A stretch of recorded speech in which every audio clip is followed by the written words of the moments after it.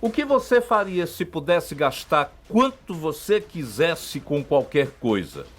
Muito bom, não é mesmo? Viagens, churrasco. Mas e se você soubesse que é com dinheiro público?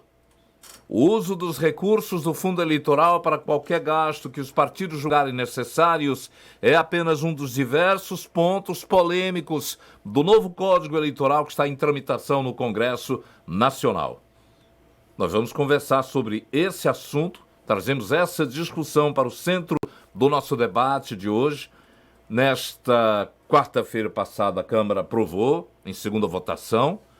Aí você quer saber, entre as mudanças está aí a flexibilização do uso do fundo partidário, isso é, abrandamento ou eliminação de leis ou normas, em especial daquelas que se constituem traves nas relações econômicas, quarentena eleitoral, que impede que, por exemplo, uma quarentena de 4 anos para policiais, militares, juízes, integrantes do Ministério Público, essa previsão havia inclusive sido retirada na votação, mas com o apoio de líderes do Centrão, o presidente Arthur Lira conseguiu colocar novamente a votação. Impedimento que institutos divulguem pesquisas na véspera da eleição. Com essa votação na Câmara, o texto agora segue para o Senado. Para valer nas eleições do próximo ano, precisa ser aprovado até o começo de outubro, então o Legislativo vai ter que correr.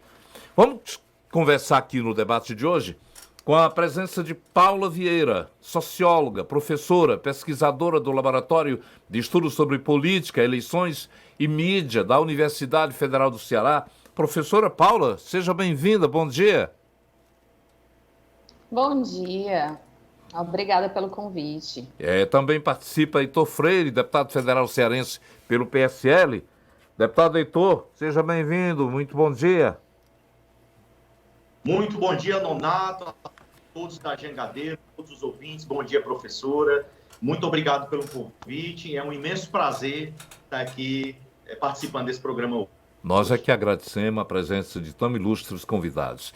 E você, ouvinte, que acompanha o nosso debate pela 101,7, também pelo YouTube e Face, aqui do Jornal Jangadeiro, pode participar pelo WhatsApp 981 54 38 14. A partir de agora, valendo a sua opinião e o Tira Dúvidas também. Bem, Paula e Heitor, eu vou dar a vocês 3 minutos para cada um defender a sua posição em relação ao tema. Depois a gente vai alongar essa conversa. Começando com a professora Paula Vieira. O que é que a senhora acha da mudança do Código Eleitoral que está sendo, nesse momento, discutida na Câmara? Bem, o Código Eleitoral ele é interessante ser discutido dessa forma por conta dessa sistematização dessa regulamentação. Nosso código ele é antigo, ele data da década de 1960, então, de fato, precisava ter uma sistematização das leis que iriam regulamentar as eleições. Existem alguns pontos bem polêmicos. Particularmente, tem alguns que eu acho que precisavam de maior discussão, de maior debate e, principalmente, de chegar mais na opinião pública, como das pesquisas eleitorais, a distribuição de fundos.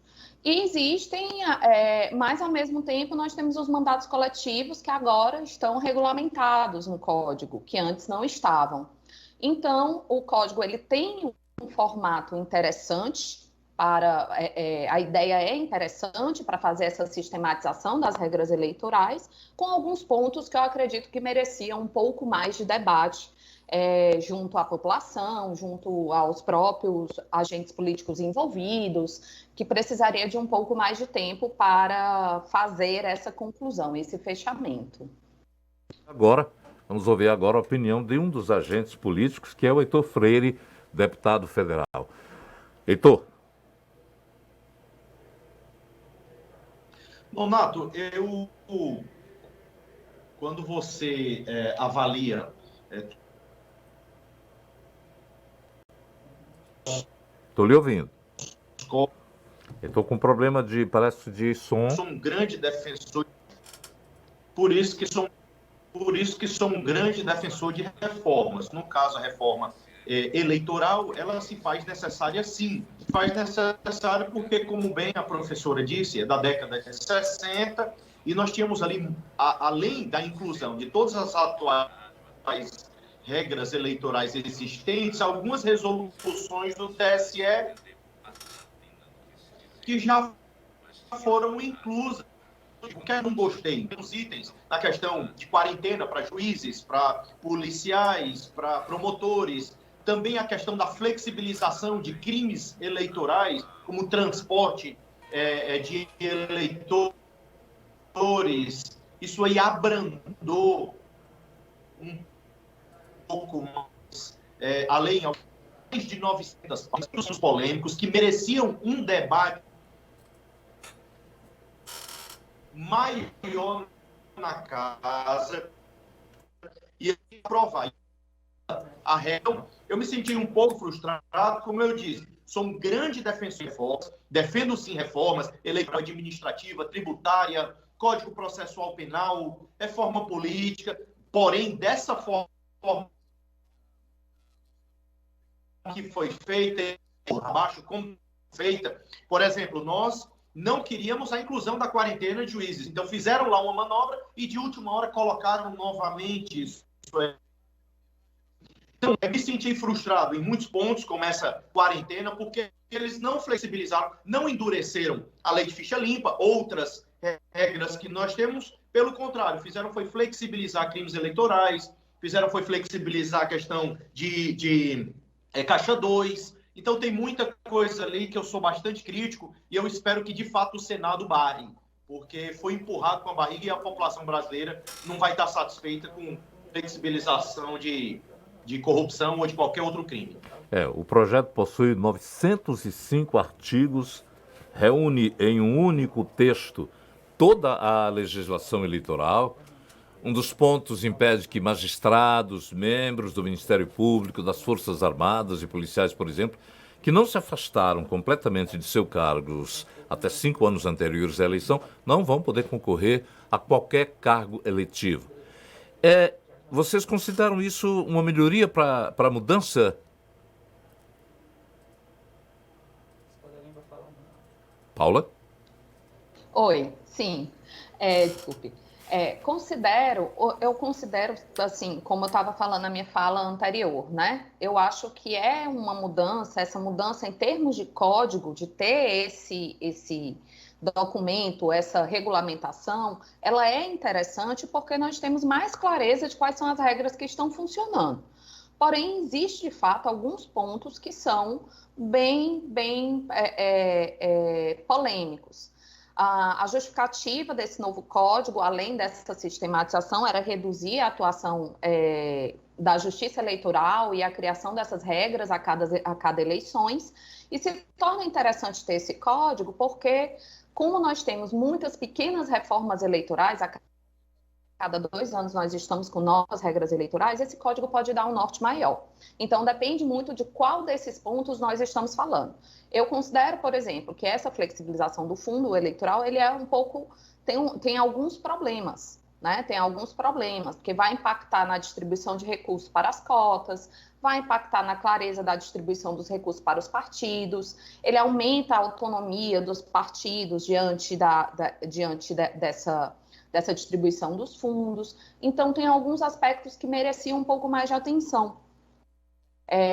As próprias pesquisas eleitorais, essa transparência com as pesquisas eleitorais, ela foi diminuída. No caso da quarentena dos juízes, essa decisão tinha, assim, todo mundo atribui a uma decisão muito específica e muito pontual, mas quando é aplicada a longo prazo, ela é interessante. Ela também tem uma justificativa interessante, que é que as pessoas, os juízes, magistrados, eles não utilizem as suas posições para alavancar uma possível carreira política. Então você concorda com esses pontos colocados na mudança? Alguns pontos, como eu disse, eu concordo. Outros pontos eu não concordo. Com o que eu concordo? Concordo com essa questão da divulgação de pesquisas. Eu acho que a gente foi até brando na divulgação e proibir pesquisas na véspera de eleições. Nós vimos aqui mesmo no Ceará, né, questão de municípios como Caucaia, Juazeiro, Fortaleza, que eram absurdas, pesquisas de 60% a 40%, ou seja, uma margem de erro absurda. Ninguém sabe qual era a lógica ou estatística por trás dessas divulgações. Então, isso gerou muita descredibilidade.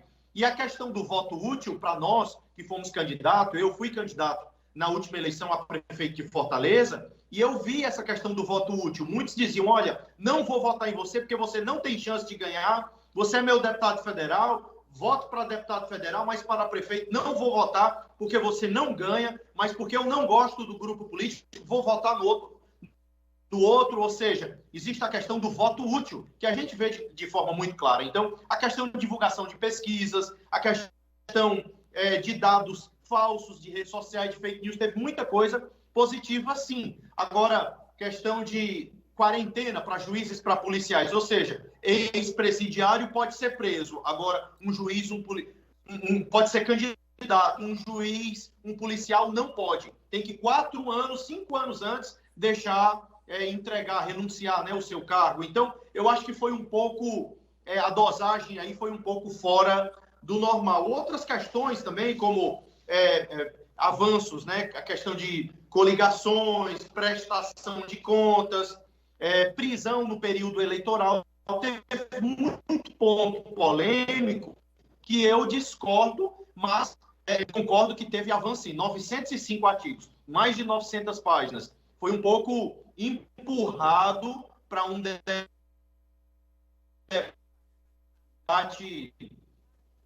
Nós temos um probleminha. Outubro, assim, foi tudo feito goela abaixo. Foi essa.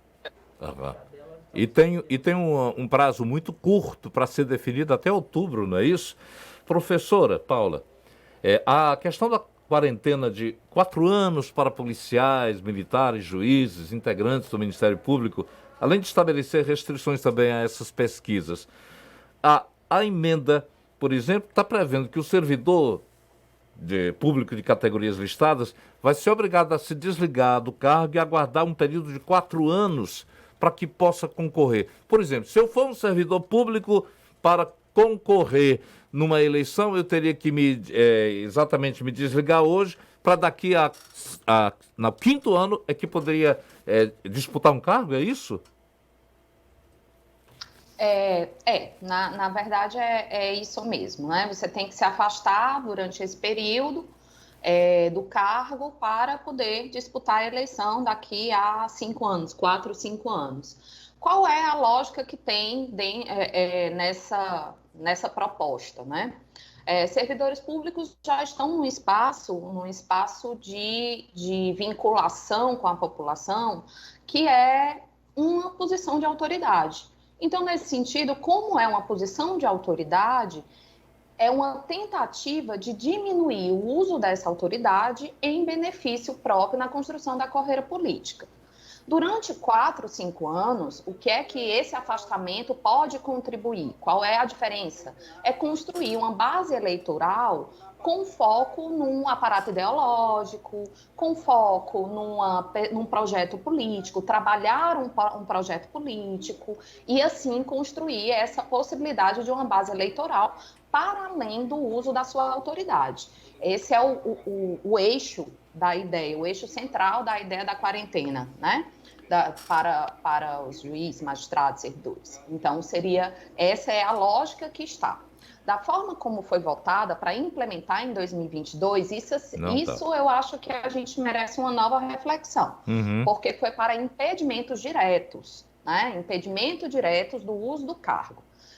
Por mais que digam que foi relativo para impedir a candidatura de Sérgio Moro, eu queria não trabalhar especificamente o argumento em cima disso, do Sérgio Moro em si, mas rememorar a época do Mensalão, que o Joaquim Barbosa, ele era alguém que as pessoas atribuíam uma possibilidade eleitoral.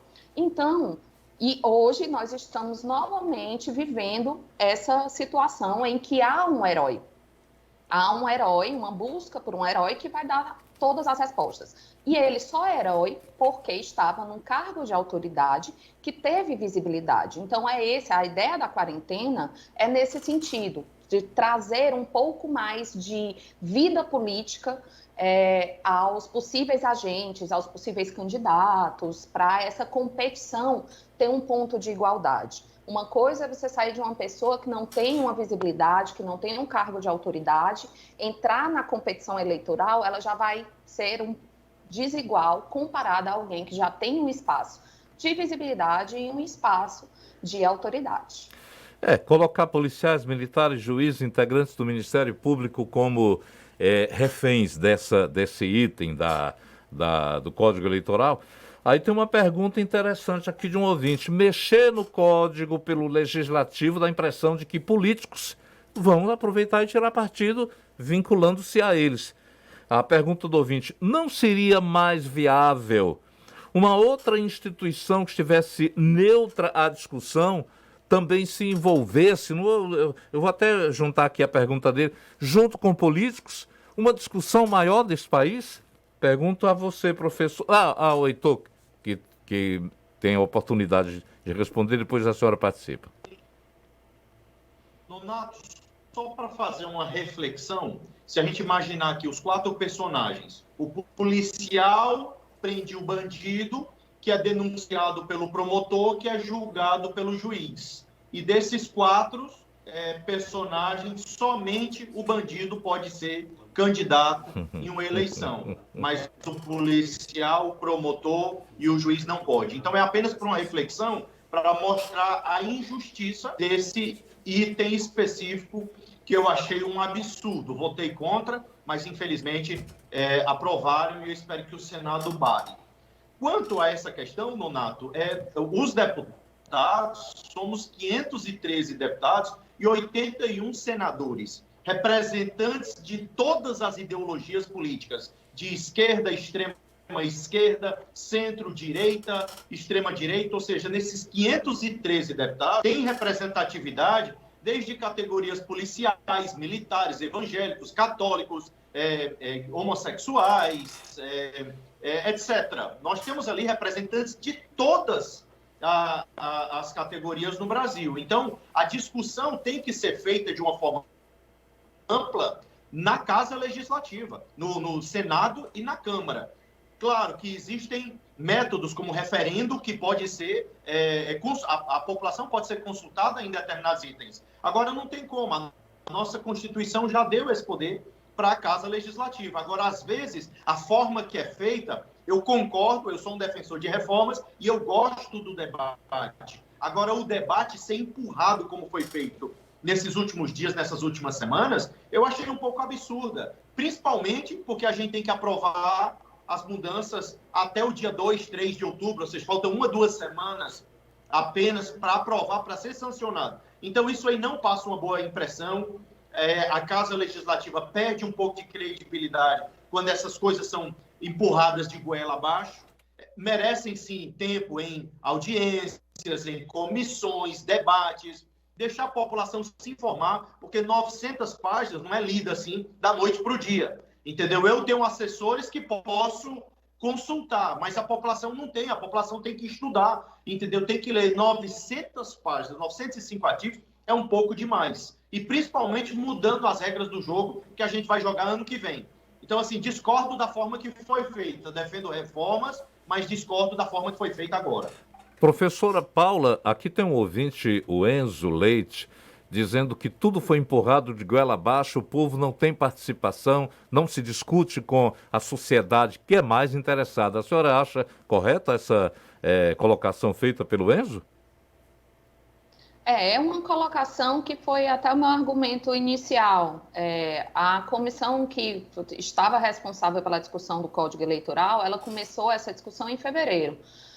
Na verdade, quando a gente olha esses 900 artigos, quando você olha esse todo, ele é um compilado do funcionamento das regras existentes e alguns pontos estão sendo modificados dessas regras, como fundo partidário, como a quarentena de juiz, mandato coletivo, que foram coisas que foram inseridas no código, no texto base do código que foi aprovado, enfim, e que agora vai seguir para o Senado, né? Então, qual é a grande questão? É que de fevereiro para cá, nós tivemos pouca visibilidade dessa discussão, né? E aqui eu já vou conversar um pouco com a pergunta anterior. Que outra instituição poderia construir um código eleitoral?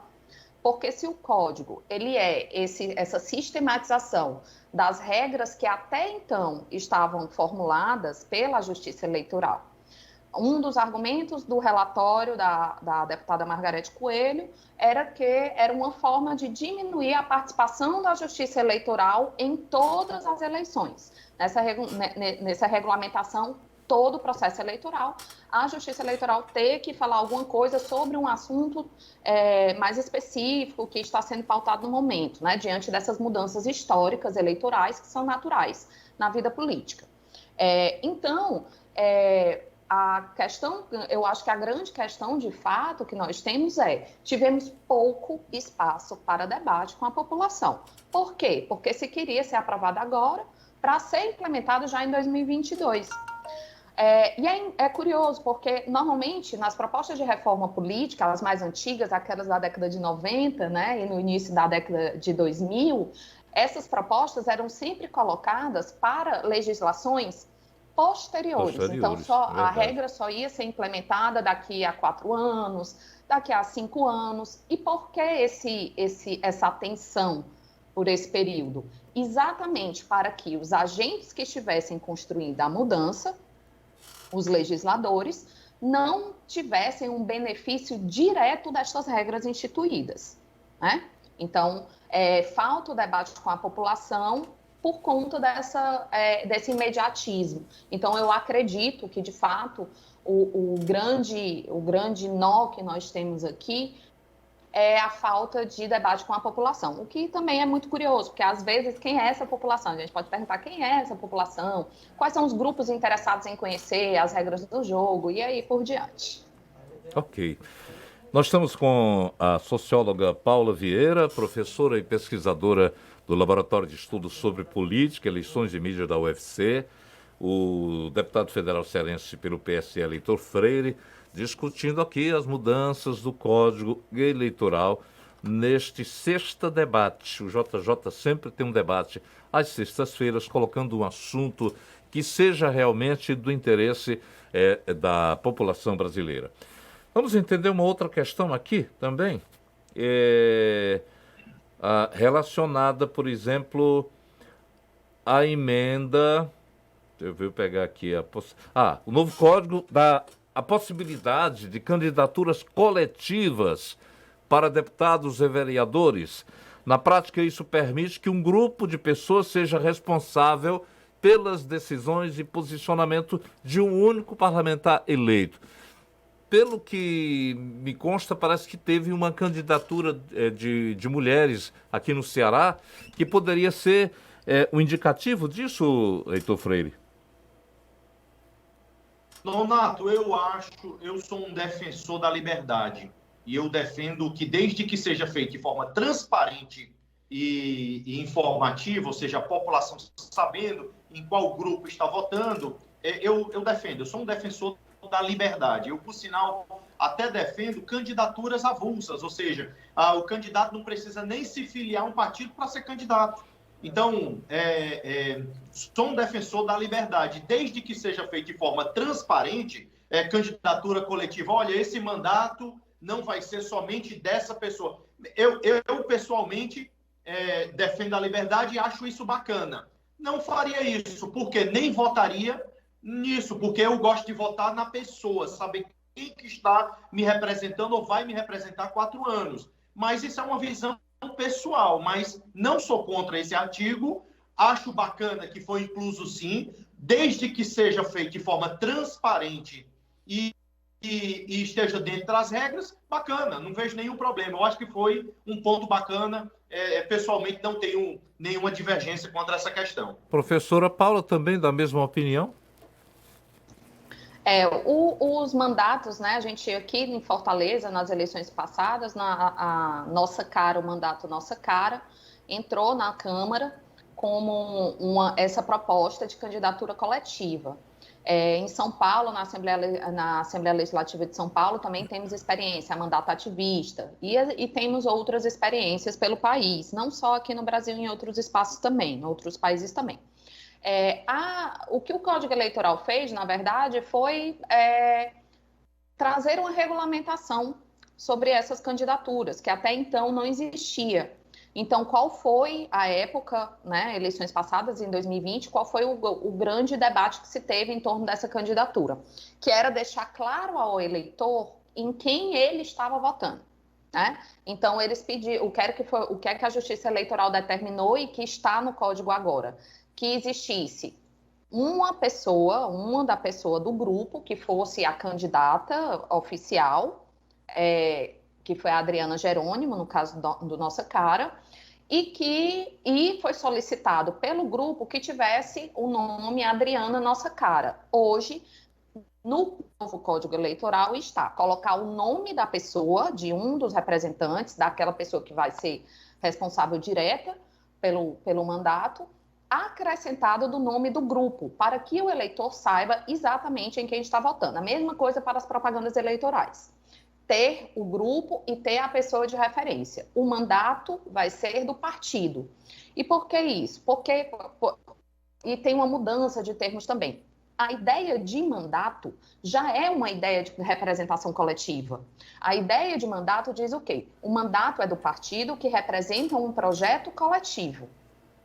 Aqueles candidatos que precisam obrigatoriamente estar vinculados a um partido, eles estão vinculados a um projeto. É uma forma da população saber qual é o compromisso dos representantes que estão sendo eleitos ou que estão votando.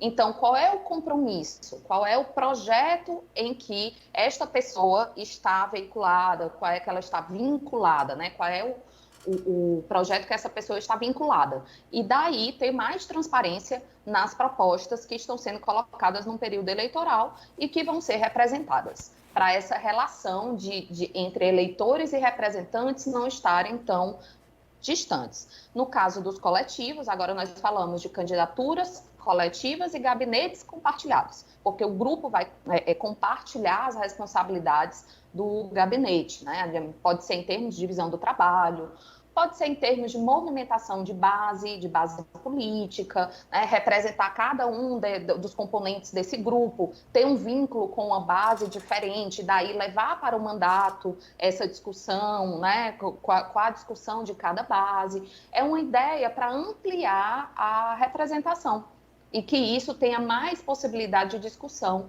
no decorrer do mandato eleito, né? Se eleito. Eu gosto dessa colocação, dessa análise que a senhora faz, exatamente porque dá uma conscientização ao eleitor para saber realmente os propósitos, as propostas relacionadas ao desempenho, seja candidatura coletiva ou seja individual. O deputado tem uma pergunta aqui, é impressão minha ou o foco dessa quarentena é só a instituições de segurança e a justiça? Eu acho que, infelizmente, essa foi a impressão que se passou nesse artigo. Se a relatora ou os deputados que votaram a favor, né, desse destaque, dessa emenda, se não tiveram essa impressão, foi essa impressão que passou. Como eu disse, né, desses 4 personagens, o policial, o promotor e o juiz não podem ser candidatos, vão ter que ir para uma quarentena. O bandido está livre para ser candidato, uma vez que até mesmo o texto afrouxa aí a questão de Caixa 2, a questão de alguns crimes eleitorais. Então, essa foi a impressão. Tristemente, votei contra e acho um absurdo estar incluso e espero que o Senado barre. Se essa não foi a intenção de quem votou, dos demais deputados, mas foi essa a impressão que passou, que aí o telespectador está confirmando que foi essa a impressão que os brasileiros entenderam, né? O João Magalhães está aproveitando para dizer, o que me preocupa nessa questão de mandato coletivo é que não teremos 150% das vagas em candidatos, ou seja, o partido não vai ter 65 candidatos, e sim 300, no caso de vereador em Fortaleza. Isso é correto, é isso que ele está dizendo, e é justo? Na verdade, não, porque, assim, mais ou menos. Vamos ver aqui como é que eu vou conseguir mais ou explicar. menos, então fico na dúvida ainda. Os legisladores, os agentes legisladores, eles já têm todo um grupo que assessora, Aham. certo? Já tem um diálogo com a legenda partidária. Então, se a gente pensar dentro dessa perspectiva, já existe ali uma discussão coletiva do mandato, né? O que acontece é uma divisão desse trabalho legislativo para alcançar um maior número de bases. É você imaginar que existe um coletivo que consegue alcançar demandas da população dos povos indígenas, consegue chegar na população LGBTQI+, que é o caso da mandata ativista lá de São Paulo. Estou levando para São Paulo para a gente não discutir exatamente aqui o caso de Fortaleza, né? Então, assim, são várias bases, são vários grupos diferentes. Um agente político já precisa chegar nas suas bases. No mandato coletivo, esse trabalho ele fica dividido.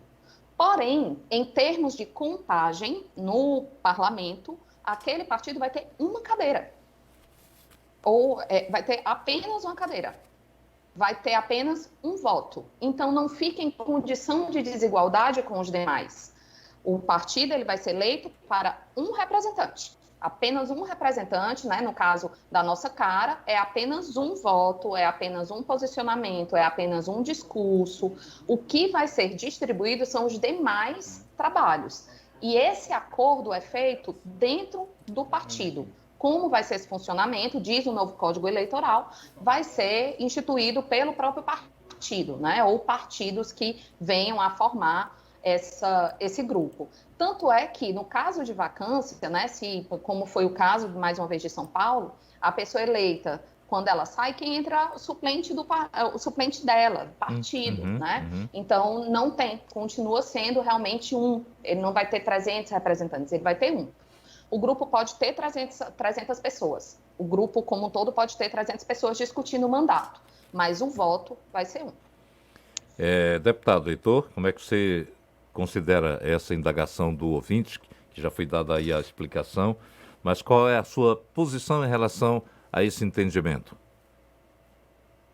Quanto à questão de clareza e voto, eu concordo com a professora que é apenas um voto na Câmara Legislativa. Então, quanto à questão de cadeiras, de votos, não vai fazer a diferença, será apenas um voto.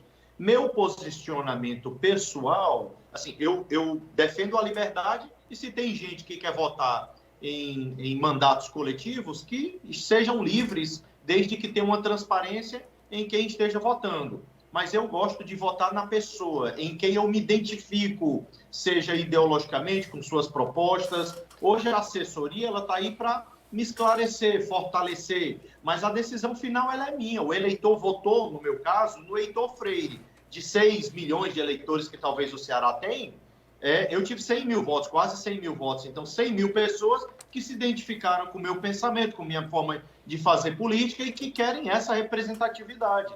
Então, e nós temos com a assessoria e sem alcançar os diversos nichos da sociedade e escutar. Mas esse nicho que votou em mim, ele quer o Heitor como representante.